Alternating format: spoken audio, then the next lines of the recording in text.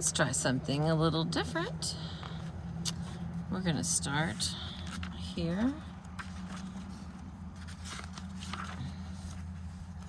Chapter 1. What is sexual etiquette? There is not one best way to be sexual. Every culture, family, and couple has their own guidelines to being sexual. The guidelines of some cultures are rigid and strict, while others are more flexible and accepting. What is expected or acceptable in some cultures what is expected or acceptable in one is not necessarily acceptable in another. In many ways, sexuality is like dancing.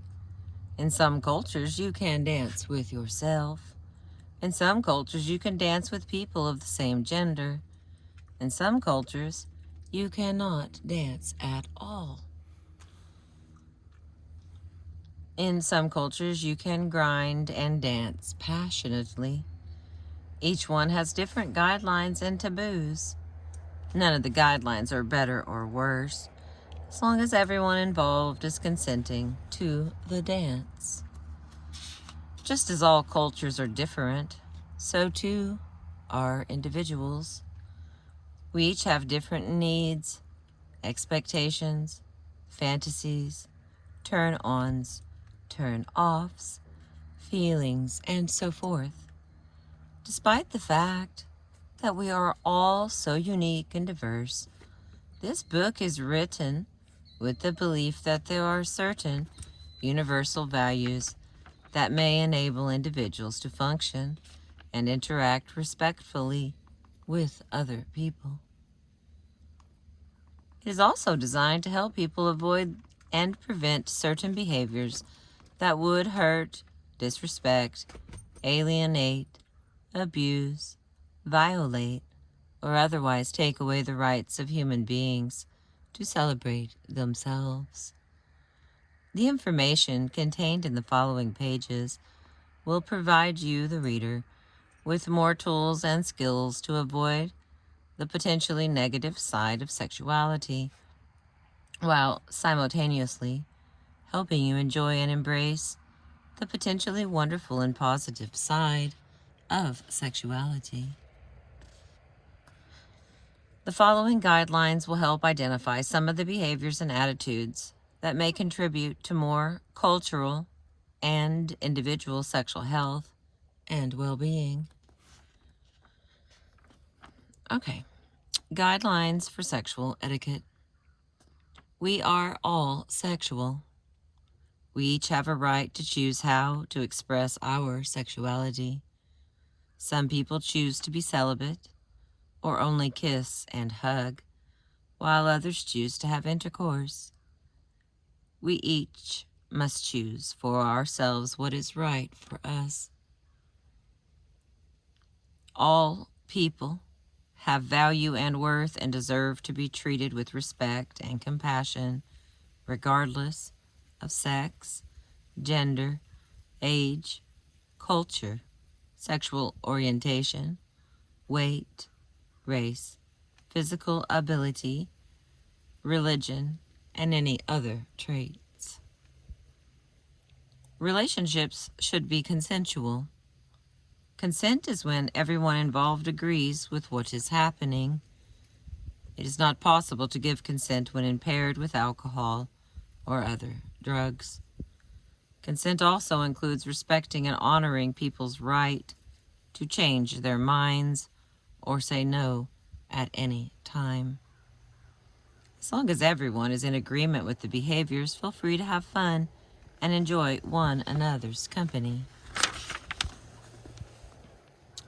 Physical or psychological abuse, violence, or coercion are never acceptable in any relationship. If you do not feel comfortable enough to discuss the behaviors in which you engage or want to engage, you may not be prepared for those behaviors. Honesty is the best policy. Lying tends to result in hurt feelings miscommunication, misunderstanding, more lies, and a lack of trust. For open and honest communication to occur, the parties involved must be open to hearing what others have to say. Everyone deserves to be provided with reliable and accurate information about their bodies, health, and sexuality in developmentally appropriate ways. All right, and it begins.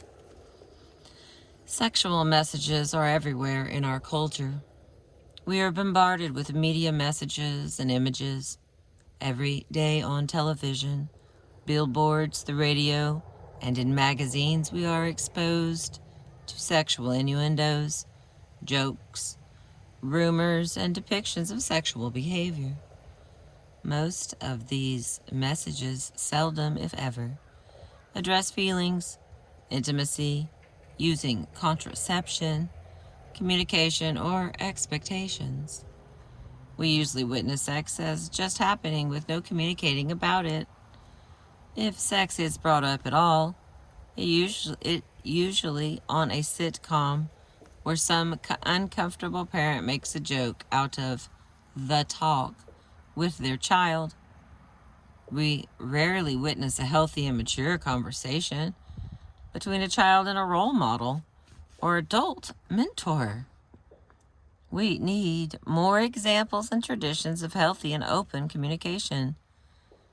We are also commonly met with silence about these subjects from the adults and role models in society. We are given subtle messages that sex and sexuality are not to be discussed.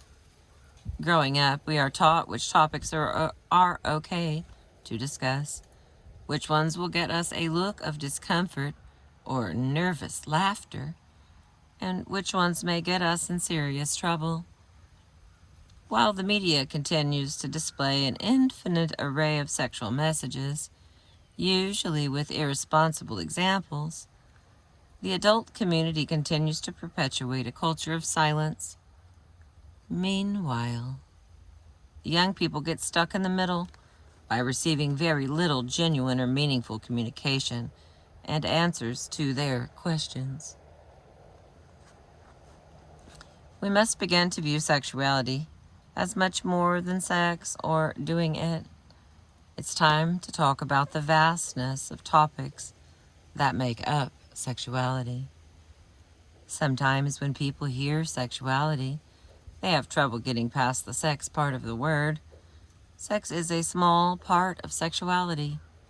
Sex includes physical acts that we do with our body, while sexuality is an umbrella term for the numerous topics, concepts, and ideas included in this book. From hygiene to body image, from love to loneliness, from our relationship with ourselves to our relationship with others. Sexuality goes far beyond sex. For example, someone may not be having intercourse and may still struggle with many sexuality issues such as intimacy, body image, depression, friendship, guilt, popularity, and so forth. In fact, perhaps a better name for this section would be, let's talk about sexuality. Often, when people finally discuss sexuality, they address sexual assault, pregnancy, anatomy, emotional trauma, and sexually transmitted infections. If these were the only topics that made up sexuality, it would be a dark and depressing subject. In reality, sexuality is made up of a variety of issues that can be both beautiful or traumatic, ugly or spectacular. This makes it complicated because it is not easily classified as all good or all bad. That is why this book exists. This book will help to examine and make sense of the dark side, the wonderful side, and the various interpretations of sexuality. All of this makes sexuality a worthy study. Congratulations on taking the time and energy to learn about sexuality. All right, we got a little thing written here by someone named Torrance, who was 23 years old. It says, my girlfriend and I are very open about talking about sex and our sexuality. Being open has brought us closer than a thought, and now having sex has become more enjoyable and less tense. Just talking about sex has made all the difference. All right, let's see if I don't think I want to read that next one.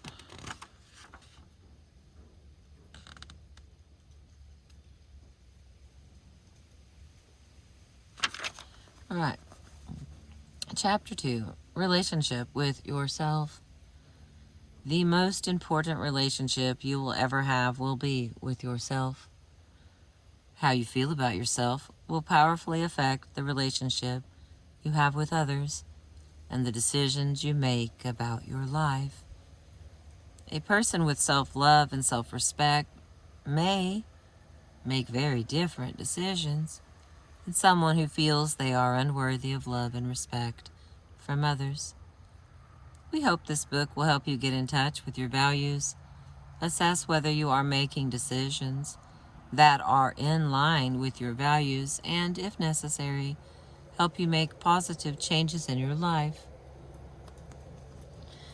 First category, sexual and reproductive anatomy. Typically, when we learn about sexuality, we are taught only about the biological aspects of sex. Somehow it is all right to talk about sex if we keep it scientific, but the psychological and emotional aspects of sexuality are often considered taboo. Nevertheless, anatomy is an important part of being a sexual person. This chapter is designed to help you get to know your anatomy. All right, I have decided against reading all of this. So, Google search female reproductive anatomy and male reproductive anatomy. Okay, and we continue. Self-esteem.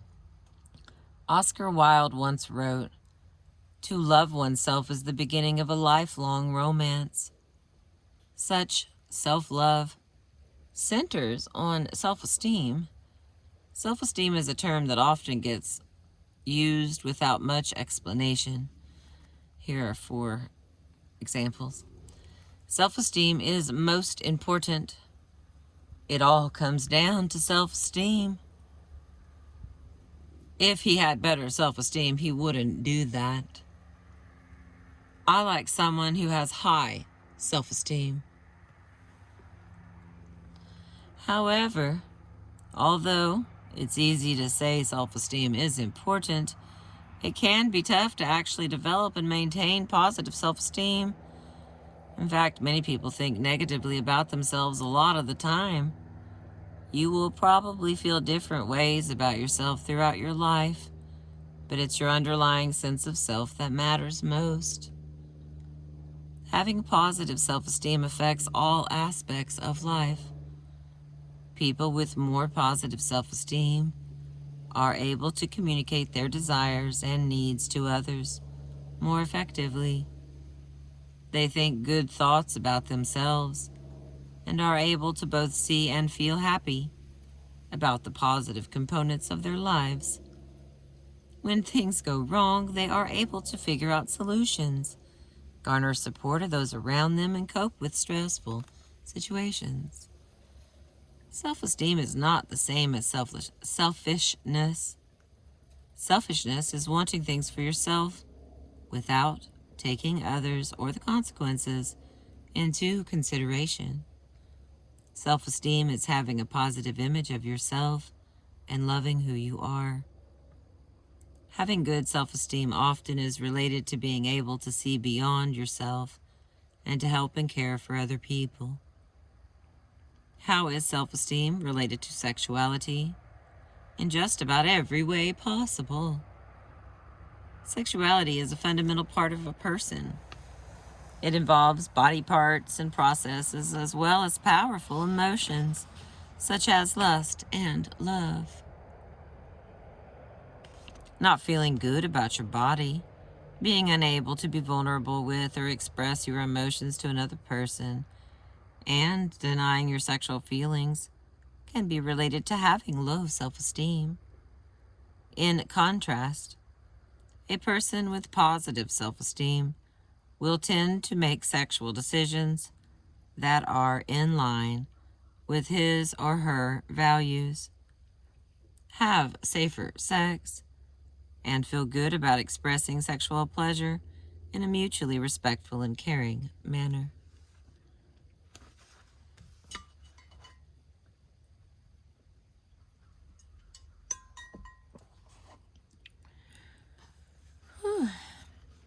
So, how does one develop positive sexual self-esteem? Well, it's certainly not something that happens overnight. Developing self-esteem, sexual or otherwise, takes time and work. But there are some things that will help along the way.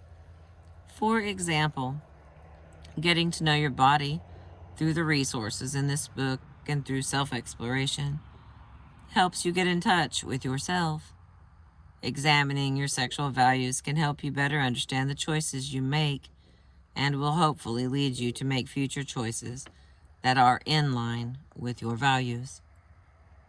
People also can learn about themselves and grow emotionally as well as sexually through positive relationships with other people. Finally, some people see mental health professionals to help develop self-esteem. All right, got a little side note here, written by James, 23 years old. I've been in 2 relationships where the other people had really low self-esteem. It was hard on me and on the relationship. It's hard to tell right away how a person feels about themselves, but being with people who were always down on themselves eventually brought me down. I tried to change my past partner's feelings to make them feel better, but it didn't work. We just ended up getting in fights. I finally met someone recently who is confident and happy. It's like being in a different world when I'm with this person. It is such a relief, and our relationship is so much better. Here's another one, Kimberly, 20 years old. I have had 4 sexual partners. I have abstained from sex for the past 6 months. I really don't want to have sex for a while. I have promised myself that I need to feel better about me and who I am. Therefore, I won't do anything that could hurt me. And the last one, Meredith, 18 years old, writes, I had my first sexual encounter in the 7th grade. I had very low self-esteem because I was gaining weight. My friends were having sex and they were happy, so I tried it to see if it would make me happy, too. It didn't. All right. Another little note here. Depression. Don't suffer in silence.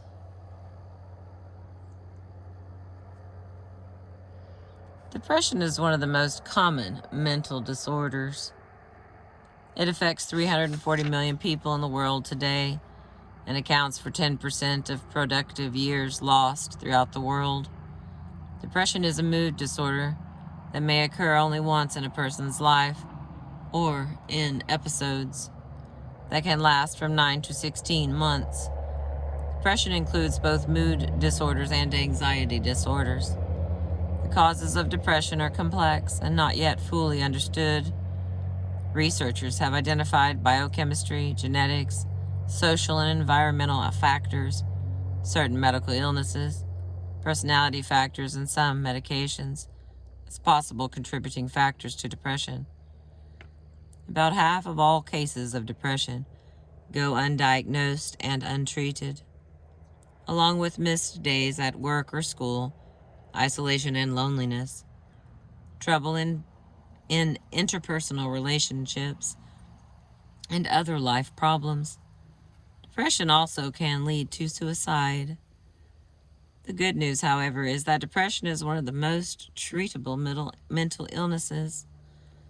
Below are listed some of the major symptoms of depression. If you or someone you know is experiencing these symptoms, seek help. You do not have to suffer in silence. There are many effective treatments available to help. Check out the resources below and in Chapter 10 of this book for more information. All right, there's 9 symptoms, major symptoms of depression. Number 1, depressed mood for most of the day. Number 2, disturbed appetite or change in weight. Number 3, disturbed sleep. Number 4, slow down in movement directly related to the brain or agitation. Number 5, loss of interest in previously pleasurable activities and an inability to enjoy usual hobbies or activities. Number 6, fatigue or loss of energy. Number 7, feelings of worthlessness, excessive and or inappropriate guilt. Number 8, difficulty concentrating or thinking clearly. Number 9, morbid or suicidal thoughts or actions. And there's different numbers to call. 1-800-THERAPIST. Okay, and we continue. Body image and sexuality. We live in a culture that celebrates bodies. We see bodies all over, on billboards, television, magazines, newspapers, in various states of dress and undress. The type of body that is valued, however, is specific. In general, thin women with large breasts and tall men with big biceps and six-pack abs are the celebrated images. Yet these body types are the exception among all human beings. As you know, bodies come in all shapes and sizes, and very few people actually fit the mold of what society considers perfect. In fact, the average female model weighs 23% less than the average woman, who weighs 144 pounds and wears between a size 12 and 14. Body image concerns affect many people, both women and men, gay and straight, and across all races and ethnicities. The vast majority of people have at least one part of their body they do not like. Here's a list. My nose is too long. I wish I had better abs. I hate the flab on my thighs. My breasts are too small. I am not muscular enough. The diet industry encourages the focus on the body imperfections. Diet commercials are constantly appearing on our television screens, telling us that once we lose the weight, we will be happy. The consequence? At least 80% of American women over the age of 18 are involved in some sort of dieting behavior, and over 5 million Americans suffer from eating disorders. Body image is directly related to sexuality. Many people have been raised to feel ashamed of their sexual body parts. Girls may have gotten the message that down there is dirty, while boys learn to say words like wee-wee and pee-pee rather than penis in their families. In contrast, body parts such as female breasts are constantly objectified and celebrated in the media. These confusing and often conflicting messages can carry over into our sexual experiences. For example, wanting to have sex with the lights out or not wanting your partner to see you naked could be related to feelings of shame and embarrassment about your body. It's normal to have a few body parts that you don't like or want to change. However, when the negative thoughts about your body take over and shape your entire opinion of yourself, and they interfere with your relationships or they lead to disordered eating, then body image and the behaviors in which you engage can become a problem. Here's another little writing by someone named Robert, 23 years old. My girlfriend is always asking me if I think she looks fat. She complains about her body and doesn't like to have sex with the lights on. I don't know what to do. I love her so much, and I think she is beautiful. I compliment her all the time and tell her she is hot. This is getting so frustrating, though, because I feel like she doesn't care what I think. All right, so I read that. Okay.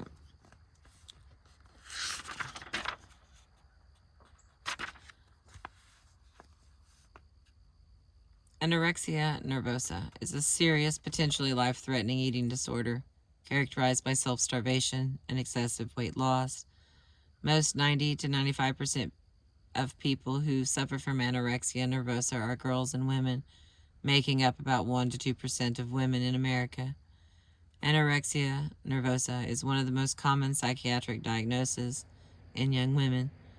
Although anorexia primarily affects females, males are not immune.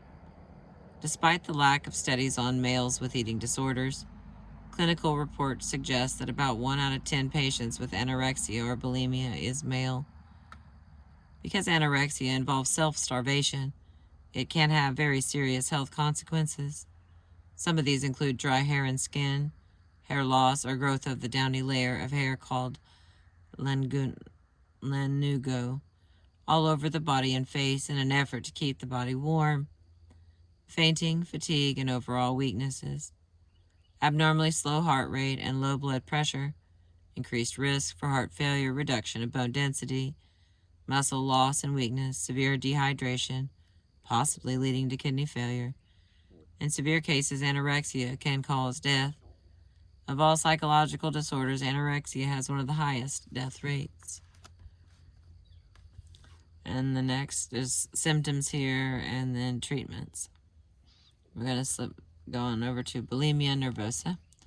It's a serious, potentially life-threatening eating disorder characterized by cycles of binging, eating a lot of food, and purging through self-induced vomiting, excessive exercise, fasting, or use of laxatives.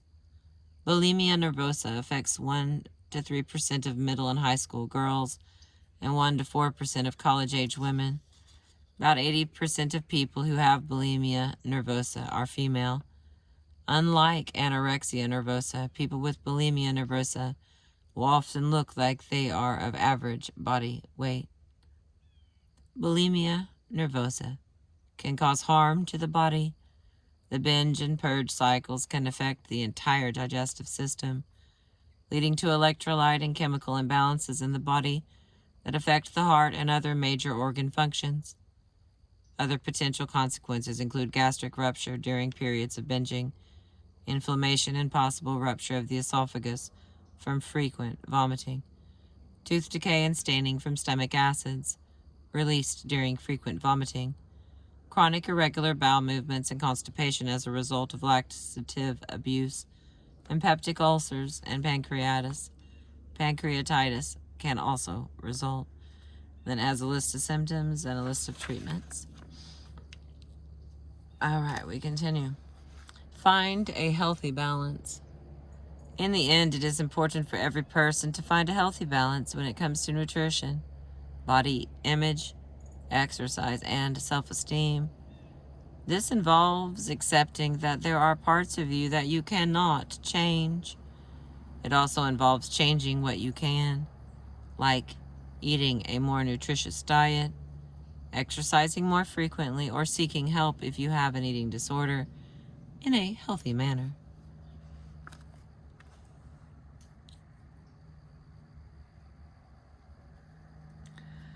All right. Got another little side step here. Have you ever really thought about the way you talk to your body? Many people think negative thoughts about their bodies. In fact, most people would never say the things they say about their bodies to another person. Can you imagine telling other people on a daily basis that they look fat, ugly, not good enough, or if you could only lose 5 more pounds? But how often do you say those things to yourself? A revealing activity is to put yourself in the shoes of the body part you criticize the most. How does it feel to be criticized in that way? What about all the good things this body part does for you? Would you talk to or treat another person this way? Well, why then is it okay to talk to yourself like this? Next, practice saying some good things about your body. Compliment yourself. What are you good at physically?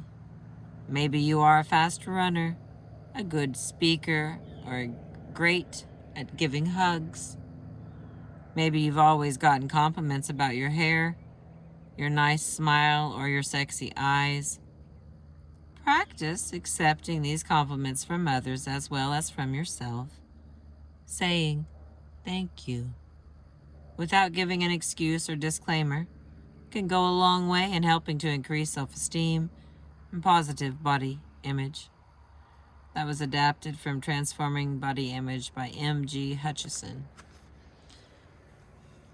Resources. Oh, no, we're going to skip that. Okay, next part. Sexuality and spirituality.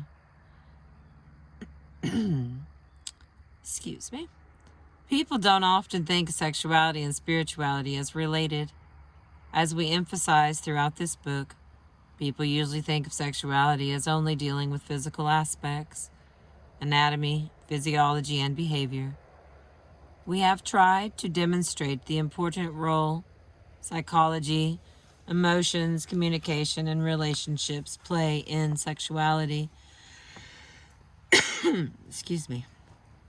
But there can be a spiritual level to sexuality as well.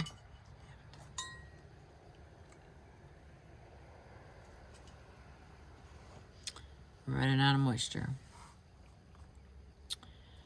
For many people, sexuality encompasses a spiritual component through the relationship one has with oneself, with other people, or with the spiritual dimension or higher power.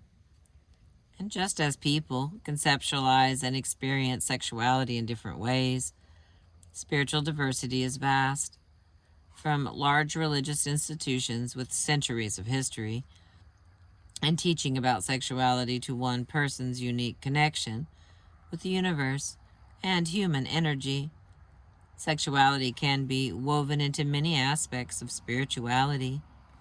For example, sexuality frequently involves intimacy, love, and connection, which are often important elements of spirituality.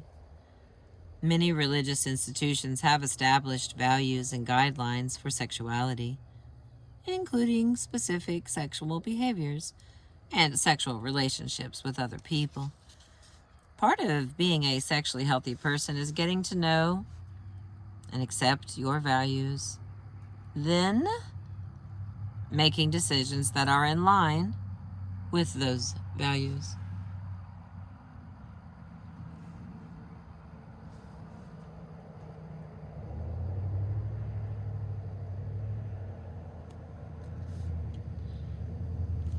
For some people, this process may include acknowledging and embracing religious or spiritual values about sexuality.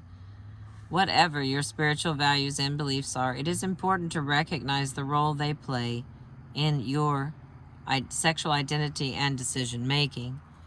When we are in touch with our values and beliefs, we can communicate them more effectively to friends, family members, and partners. Let's see, I got a couple more pages left.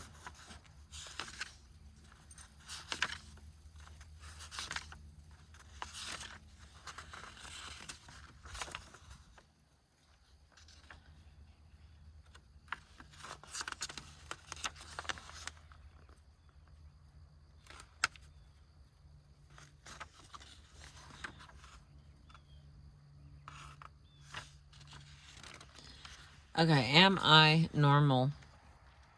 Most people's questions about sexuality center on concerns about normalcy. Just having the word normal implies that there is an abnormal. So it's no surprise that people are curious. Moreover, because sexuality is not generally talked about openly, people are left wondering if their bodies, behaviors, and feelings are normal. These questions are difficult to answer because there is not one clear definition for the word normal. While some people use a statistical definition, the proportion of people who have, believe, or do something others base their ideas of normalcy on moral or ethical standards. However, because statistics only reflect prevalence and moral and ethical standards, run into the problem of relativism. What's normal for you may not be normal for me. These definitions can be problematic. Better criteria for evaluating sexual behaviors and attitudes might involve asking the following questions. Number 1, is the situation, condition, behavior causing me harm or interfering with my life and relationships? Number 2, is the situation, condition, behavior in line with my values? Number 3, is the situation, condition, behavior causing harm to others? And the last one, number 4, is the situation, condition, behavior mutually consensual? Excuse me. Even these questions can get tricky to answer when it comes to sexuality. For instance, a person who doesn't feel very good about him or herself may not realize that having sex while drunk is harming them. Or a person may be confused about his or her values about having sex before marriage or while still in college. In the end, it is important to sit down and think seriously about these questions before making sexual decisions. Okay, I got a little communication tip here. Remember, it is normal to wonder if you are normal sexually. Use this book to help find reassurance and answers. It may also be helpful to talk to trusted friends or relatives. Sometimes just finding out that you are not the only one with a particular question or concern can make you feel better.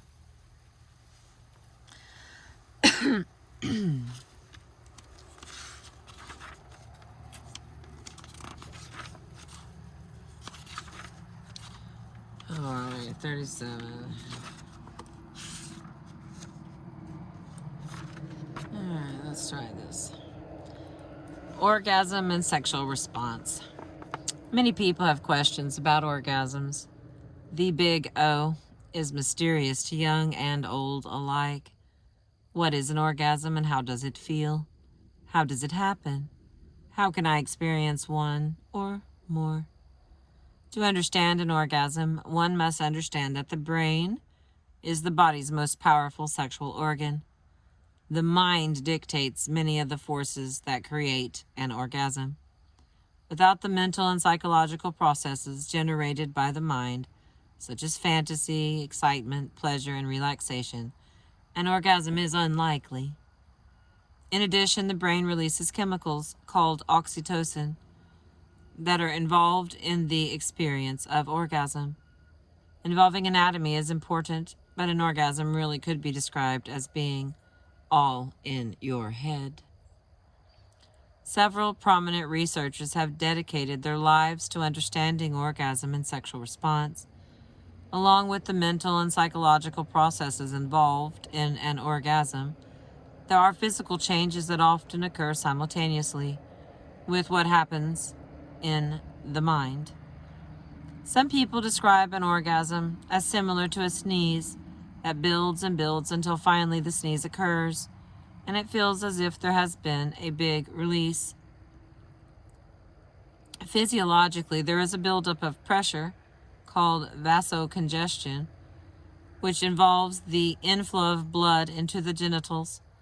Along with vasocongestion, the muscles in the body contract, called myotonia, and then release during orgasm, producing the sensation of a release. The following description of the sexual response cycle elaborates upon the stages a person goes through before, during, and after orgasm. The 4 stages below are derived from the work of several prominent sex researchers and therapists, including William Masters, Virginia Johnson, Helen Singer Kaplan, and David Reed. We combine these researchers' ideas on the sexual response cycle to help illustrate the simultaneous physical and mental processes that occur. This information, though increasing and understanding, this information through increasing an understanding of the flow of events, may help a person experience orgasm. It is also important to note that any of these stages in the sexual response cycle can be an end in and of itself. In other words, orgasm does not have to be the goal of all sexual activity. Alright, so here is the chart.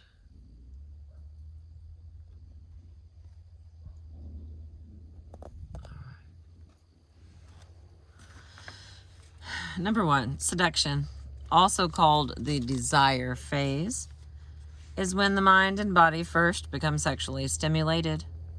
Erotic thoughts, attractions, turn-ons, rituals, and anxieties may be a catalyst for desire.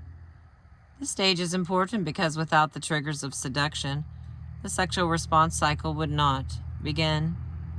Because many people have been conditioned to turn off their sexual desires and do not give themselves permission to feel sexual, it is at this stage that people most frequently experience sexual dysfunction. Stage 2, sensation, also called the arousal phase, is the process through which the body and the mind experience further increased sexual arousal. Blood flows into the genitals, causing the penis to get erect and the vulva to swell slightly, and the vagina to lubricate. Heart rate, breathing, and muscular tension increase. Touching and caressing feel more intense when a person is aroused. These processes continue until they reach a point at which no more arousal is possible, also called a plateau.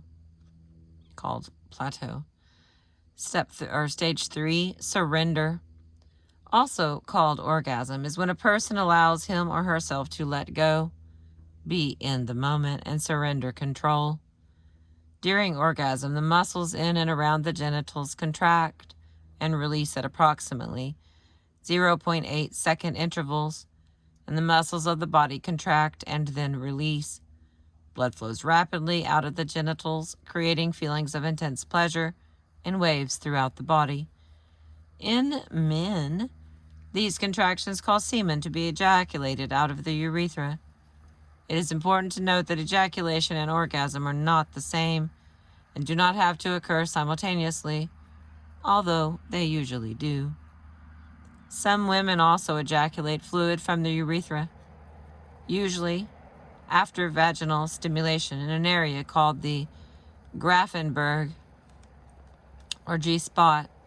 Current research indicates that this fluid is not urine and does not come from the bladder. Rather, experts believe the fluid is similar chemically to the fluid produced by the prostate in the male and is believed to come from the Skene's glands.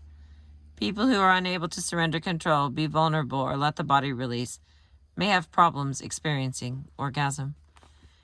And the last one, step 4, reflection, stage 4, also called resolution, is the period following orgasm, where the muscles of the body relax and blood flows out of the genitals. It is also during this post-orgasm state that the individual may reflect upon the previous events. The period after orgasm, when most males need to wait to become aroused again, is called the refractory period. Age, health, genetics, and resiliency will determine how fast the penis may become erect following orgasm. Some males do not lose their erection after orgasm and can remain erect for multiple orgasms, while some females also experience a sort of refractory period. Others can have multiple, one right after another. Then we've got a little communication tip here. One of the best ways to be able to explain to your partner what feels good to you and how you like to experience pleasure is to practice on yourself. Self-pleasuring and self-exploration can help you better understand what is pleasurable for you so that you can explain your technique, fantasies, or positions to your partner.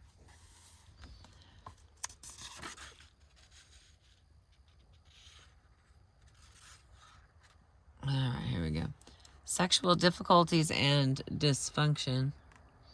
Healthy sexual functioning is an important part of your overall health. We have included this brief guide to help you become aware of different sexual problems. If you think of one of the descriptions applies to you or your partner, we recommend discussing the issue with your healthcare provider. I don't know if I want to read all that. I don't think I'm going to.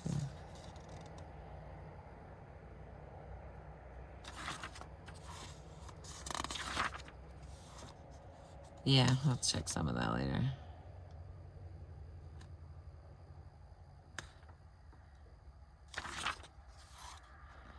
Okay, we have self-exams. It's the last part.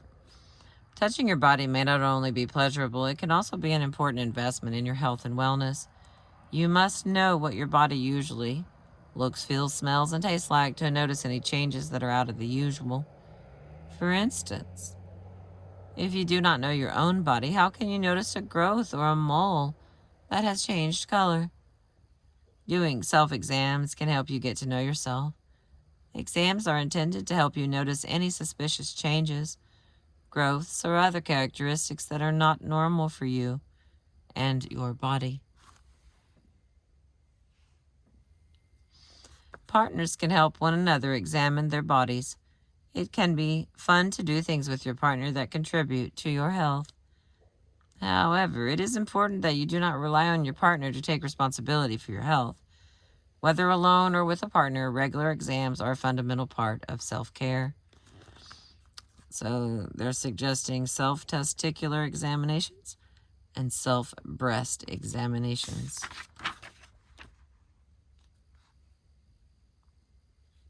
All right, that is the most of the battery. Chapter 3 will be relationships with others.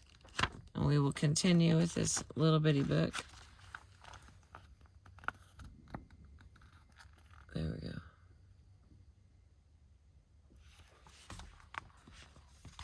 Yeah, I made it. Yeah. I'm good and tired. I appreciate you.